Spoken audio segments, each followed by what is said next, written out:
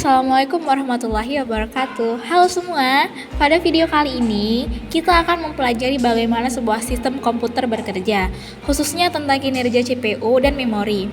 Kita akan melakukan simulasi untuk menghitung berapa banyak instruksi yang bisa diproses oleh CPU dalam 1 detik, serta melihat bagaimana hierarki memori bekerja dari register hingga storage. Nah, untuk melihat kinerja CPU, kita harus buka Text Manager dulu untuk melihat spesifikasi laptop kita ya. Kalian bisa mengklik Ctrl plus Shift plus Escape. Jika sudah muncul seperti ini, kalian pilih yang Performance. Nah, di sini sudah kelihatan bahwa spesifikasi laptop yang saya gunakan dengan menggunakan prosesor AMD Ryzen 5 7520U dengan Radeon Graphics. Di sini juga bisa kalian lihat L1 change 256 KB per core, L2 change 2,0 MB, dan L3 change 4,0 MB. Di sini juga saya menggunakan RAM 8 GB dan penyimpanan SSD 512 GB. Dengan spesifikasi ini, kita akan menghitung kinerja CPU dan menjelaskan bagaimana data mengalir melalui memori komputer. Langkah pertama adalah menghitung berapa banyak instruksi yang bisa diproses oleh CPU dalam 1 detik. CPU memiliki clock speed yang menunjukkan seberapa cepat CPU dapat memproses instruksi. Misalnya, CPU kita memiliki clock speed 2,80 GHz, yang berarti CPU bisa melakukan 2,8 miliar siklus per detik per core. Namun, dalam kenyataannya, CPU tidak selalu bekerja dengan 100% kapasitas. Misalnya jika beban kerja kita adalah 80%, maka hanya 80% dari kapasitas penuh yang digunakan untuk memproses instruksi. Jadi bisa kita hitung clock speed per core adalah 2,80 GHz sama dengan 2,8 dikali 10 pangkat 9 cycles per detik, dengan beban kerja 80% sama dengan 0,8. Clock efektif per core adalah 2,8 dikali 10 pangkat 9 dikali 0,8 sama dengan 2,24 dikali 10 pangkat 9 cycles per detik per core. Karena CPU ini memiliki 4 core, kita kalikan angka ini dengan 4, sehingga total clock speed untuk semua core menjadi 2,24 dikali 10 pangkat 9 dikali 4. Hasilnya adalah 8,96 dikali 10 pangkat 9 cycles per detik. Nah, artinya dalam 1 detik, CPU yang kita gunakan dapat memproses sekitar 8,96 miliar instruksi. Keren bukan? Setelah kita menghitung kinerja CPU, mari kita lihat bagaimana data mengalir melalui hierarki memori di sistem. Yang pertama yaitu register. Register adalah memori tercepat yang terletak di dalam CPU. Register digunakan untuk menyimpan data sementara yang sedang diproses. Namun, ukurannya sangat kecil, hanya beberapa byte saja. Contohnya, ketika CPU menghitung sebuah operasi matematika, angka-angka sementara disimpan di register. Yang kedua yaitu change. Change adalah memori kecil yang lebih besar dari register tetapi lebih lambat. Change dibagi menjadi 3 level, yaitu L1 change, L2 change, dan L3 change. Nah, saya akan menjelaskan satu persatu supaya kalian mengerti ya. L1 change itu sangat kecil, hanya 256 KB per core, tetapi sangat cepat. L2 change lebih besar, yaitu 2 MB, yang digunakan bersama oleh semua core. Dan yang terakhir itu L3 change, lebih besar lagi, dengan kapasitas 4 MB, tetapi kecepatannya lebih lambat dibandingkan L1 dan L2. Change membantu mempercepat akses data dengan menyimpan informasi yang sering digunakan, sehingga CPU tidak perlu terus-menerus mengakses RAM. Oke, selanjutnya adalah RAM atau Random Access Memory. RAM merupakan memori utama yang menyimpan data dan program yang sedang berjalan.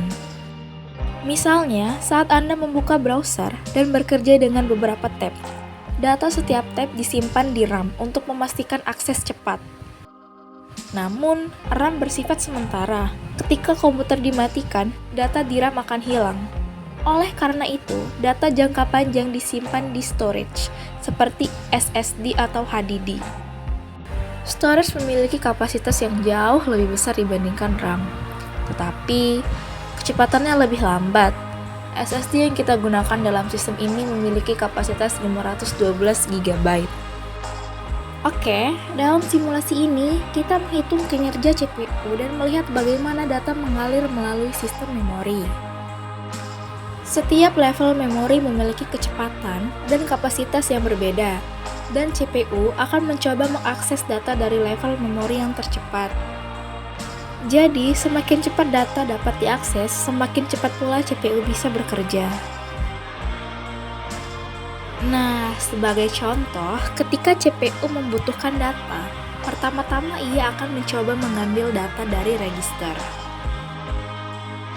Jika tidak ada di sana, CPU akan mencari data di L1 change, lalu L2 change, dan seterusnya hingga storage.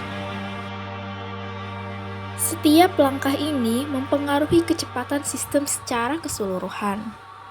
Baiklah, seperti yang sudah kalian lihat, alur data dalam sistem komputer berjalan seperti gambar yang sudah kalian lihat di sini. Data yang sering diakses pertama-tama dicari di register. Jika tidak ada, CPU akan mencarinya di change. Jika tidak ditemukan di change, CPU akan mencarinya di RAM, dan terakhir di storage.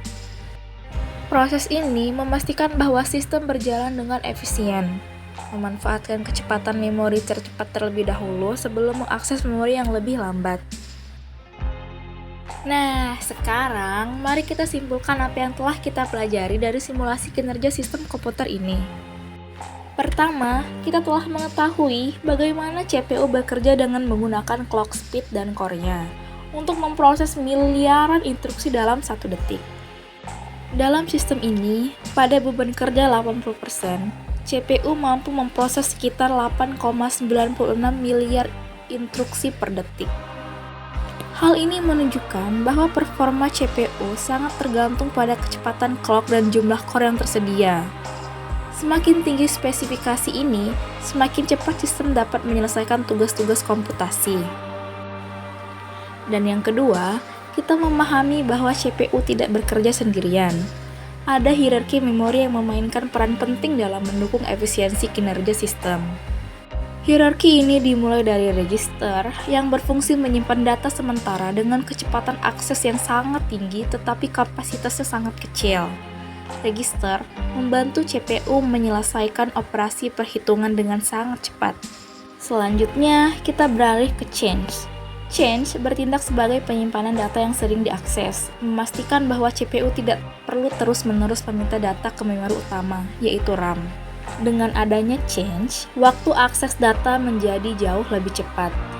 Kita juga belajar bahwa change terbagi menjadi 3 level, yaitu L1 change, L2 change, dan L3 change, yang masing-masing memiliki ukuran dan kecepatan berbeda sesuai dengan perannya dalam sistem.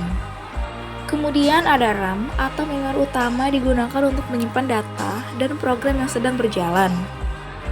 RAM adalah tempat di mana data aplikasi yang aktif dikelola.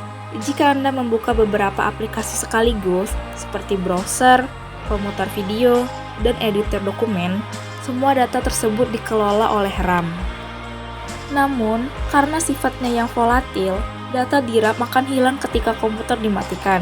Oleh sebab itu, storage diperlukan untuk menyimpan data secara permanen. Storage seperti SSD atau HDD menyediakan kapasitas besar untuk menyimpan data jangka panjang. Meski lebih lambat dibandingkan RAM, storage memiliki peran penting dalam memastikan data tetap tersedia, bahkan setelah komputer dimatikan. SSD seperti yang digunakan dalam sistem ini menawarkan kecepatan yang lebih tinggi dibandingkan HDD tradisional, sehingga mempercepat waktu booting dan akses data. Nah, yang menarik dari sistem komputer adalah bagaimana semua komponen ini bekerja secara sinergis. Data mengalir melalui hierarki memori dari tingkat yang paling cepat hingga yang paling lambat, memastikan bahwa tugas-tugas komputasi dapat diselesaikan dengan efisien. CPU akan selalu mencoba menggunakan memori tercepat terlebih dahulu, seperti register atau change, sebelum akhirnya mengakses RAM atau storage. Hierarki ini tidak hanya dirancang untuk efisiensi, tetapi juga untuk mengatasi perbedaan besar dalam kecepatan dan kapasitas antar CPU dan memori utama.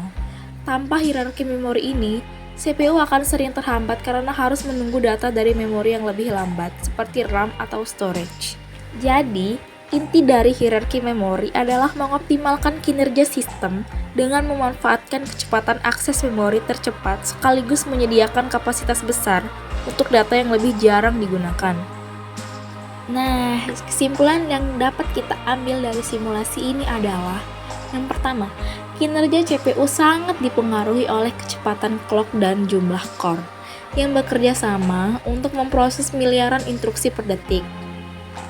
Yang kedua yaitu hierarki memori, mulai dari register hingga storage, dirancang untuk mendukung efisiensi sistem dengan mengelola data sesuai kebutuhan akses.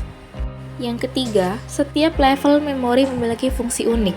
Register untuk akses super cepat, change untuk data sering digunakan, RAM untuk aplikasi aktif, dan storage untuk penyimpanan permanen. Dan yang terakhir yaitu alur data yang terorganisasi melalui hierarki ini memungkinkan sistem komputer bekerja secara optimal, bahkan untuk tugas-tugas kompleks seperti multitasking atau pemrosesan data berat.